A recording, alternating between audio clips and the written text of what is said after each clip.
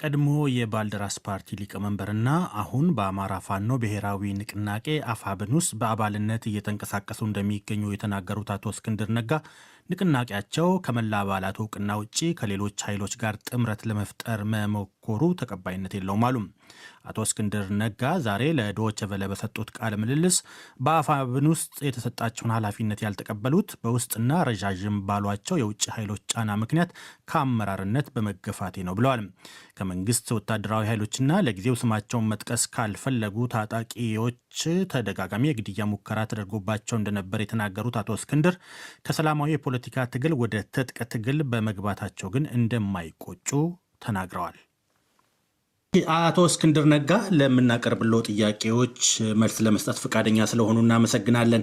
ከቅርብ ጊዜ ወዲህ የእርሶ መገደል ወይም ሞት ዜና ባልተረጋገጡ የማህበራዊ መገናኛ ገጾች በስፋት ሲንሸራሸሩ ስንመለከት ነበር። በእርግጥ ስለ እርሶ ሞት ሐሰተኛ መረጃ ሲሰራጭ ለመጀመሪያ ጊዜ አይደለም። የሐሰተኛ መረጃ ስርጭቱ መነሻ ወይም ዓላማው ምን እንደሆነ የደረሱበት ነገር አለ?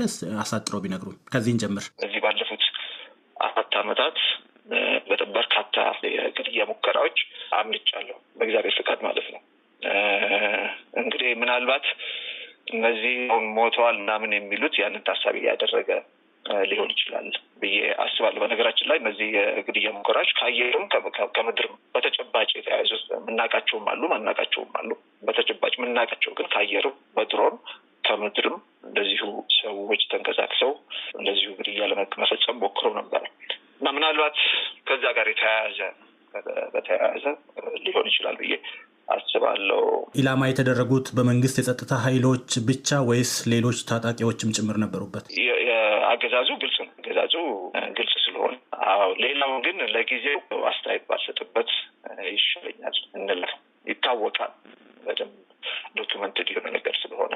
ያው በአባልነት መሳተፍ አንድ ነገር ነው። በንቅናቄ ውስጥ ሚናው ምንድን ነው? አሁን ተራ አባል ሆኜ ተንቀሳቀስኩኝ። ከፋኖም ከአማራ ውጭ የሆኑ ረጃጅም እጆች ገብቶበት ነበር እና እነዚያ ነገሮች ተደማምረው የሀሳብ ልዩነቱ እንዳልኩት ጎጠኝነቱ ከፋኖም ከአማራም ውጭ የሆኑ ረጃጅም እጆች ተደማምረው እኔ በአመራርነት ልቀጥል የማልችልበት ሁኔታ ነው የፈጠሩት።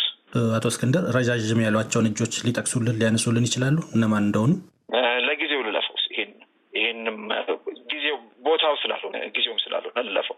እንግዲህ እንደዚያ ካሉኝ እርስዎ በአባልነት የታቀፉበት አፋብን ከሌሎች በኢትዮጵያ ውስጥ ካሉ አማጽያን ጋር ጥምረት መፍጠሩን ሰምተናል።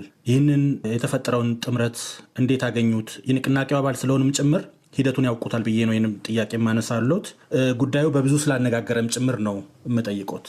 እንዴት አገኙት? የድርጅቱ አቋም ወደ ማዕከላዊ ኮሚቴ መውሰድ አለበት።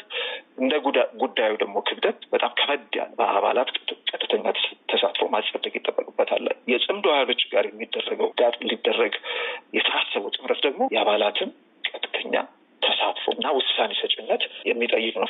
ደም እየፈሰሰ ነው። በሁለተኛ በኩል ደም እየፈሰሰ ነው፣ በዛኛው በኩል ደም እየፈሰሰ ነው። ሁለቱም ኢትዮጵያውያን ብዙ ደም እየፈሰሰ ነው እና በዚህ ልክ ደም አይፈጠርም አይባልም። ከተፈጠረ ይሄ ጉዳይ ቀጥታ ለሁሉም አባላት ቀርቦ ውሳኔ ሊሰጥበት ይገባል። የጀርባ ታሪካቸውን በጽምዶ ኃይሎች ስር የተሰባሰቡት ድርጅቶች የጀርባ ታሪካቸውን ስንመለከት በጸረ አማራነታቸው እና በጸረ ኢትዮጵያዊነታቸው የሚታወቁ ናቸው። እኛ የለጠፍንባቸው ስም ሳይሆን ዓለም የሚያውቀው ማንነታቸው ነው። እንግዲህ እነሱ ያን ያስቀመጡበት የራሳቸው ህይወት ዓለም የራሳቸው ታሪክንም ፖለቲካን የሚመለከቱበት መነጽር አለ። ያ ትክክል አይደለም የሚለው ሌላ ጉዳይ ሆኖ እንደ ፋኖ የወጣ ነው ከእነዚህ ኃይሎች ጋር ለመታገል ነው ብለን ደማችንን እያፈሰስን ነው። አሁን ያለው የአፋብን አመራር ድርጅታዊ ጉባኤ በህጋዊና ዲሞክራሲያዊ መንገድ ያልተመረጠና የፋኖን አንድነት ለማሳለጥ በጊዜያዊነት የተዋቀረ የሽግግር አመራር ነው። እንዳልኩት ከ7 ወር በፊት አፋሃድና አፋባሃ ተዋህደው አፋብንን ሲመሰርቱ ድርጅታዊ ጉባኤ አልተደረገም። ምንም የተደረገው ድርጅታዊ ጉባኤ በሂደት ይደረጋል። ለጊዜው ይህንን አንድነት የሚያሳልጥ የሽግግር ጊዜ አመራር መዋቀር አለበት ተብሎ ጊዜያዊ አመራር በምደባ መጣው። በምርጫ ሳይሆን በምደባ ነው የተሰየመው ማለት ነው። ስለዚህ ዋና የተሰጠው ተልዕኮ ይህን አንድነት ማሳለጥ ነው። ይሄ ተቀባይነት አለ። በጊዜያዊነት በተዋቀሩት የአፋብ አመራሮች ውሳኔ ከጽምዶ ኃይሎች ጋር ስምምነት ቢደረግ ይሄ ለታሪክና ለሕዝብ ግልጽ እንዲሆንልን ነው። ብዙሃኑ የአፋብን አባላት ምንም የምናውቀው ነገር እንደሌለ እና በውሳኔውም እንዳልተሳተፈ በግልጽ ሊቀመጥ ይገባል ማለት ነው። ምን ያህል የብዙሃኑን የንቅናቄውን አባላትና ታጣቂዎች ሀሳብ ያሟላ ነው ጥያቄያችሁ የሚለውን ቢመልሱልኝ። ይህማ ሰራዊቱ ተሰብስቦ ተወያይተው ድምፅ ሲሰጥ ነው በትክክል የምናውቀው። በቀኝም በግራም ያለው የኔ ነው ብዙሃኑ ብሎ ተጨባጭ ግን እውነተኛው መልስ ላይ የምንደርሰው ሰራዊቱ ጋር ቀርቦ ውሳኔ ሲሰጥበት። አቶ እስክንድር ነጋ ለዓመታት ለሰብአዊ መብቶችና ለፕሬስ ነጻነት ሲታገሉ እንደነበር ይታወቃል። አሁን ደግሞ ከዚያም በኋላ ያው የፖለቲካ ፓርቲ መስርተውም በሰላማዊ መንገድ የፖለቲካ ትግል የማድረግ ሙከራ አድርገው ነበር። ከዚያ በኋላ አሁን ከአማራ ፋኖ ህዝባዊ ንቅናቄ ጋር አባል ሆኖ የመንቀሳቀስ ደረጃ ላይ ደርሰዋል። ከሀሳብ ትግል ወደ ትጥቅ ትግል ተሸጋግረዋል። ነገሮች እርስዎ ባሰቡት መንገድ እየሄዱ ናቸው ማለት ይቻላል ወይስ በውሳኔው ይቆጫሉ? በውሳኔ አልቆጭም።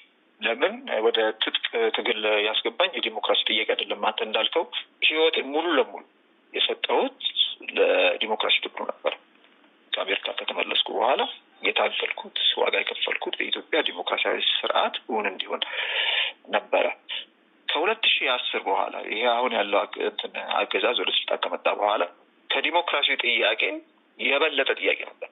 እሱ በሁለተኛ ደረጃ ያስቀመጠ ጥያቄ መጣ። እሱም የጄኖሳይድ ጥያቄ። ከአቶ እስክንድር ነጋ ጋር የተደረገውን ዘለግ ያለውን ቃለ ምልልሳችን ከአፍታ ቆይታ በኋላ በድረገጻችንና በአማራጭ የማህበራዊ መገናኛ ገጾቻችን ላይ ታገኟል።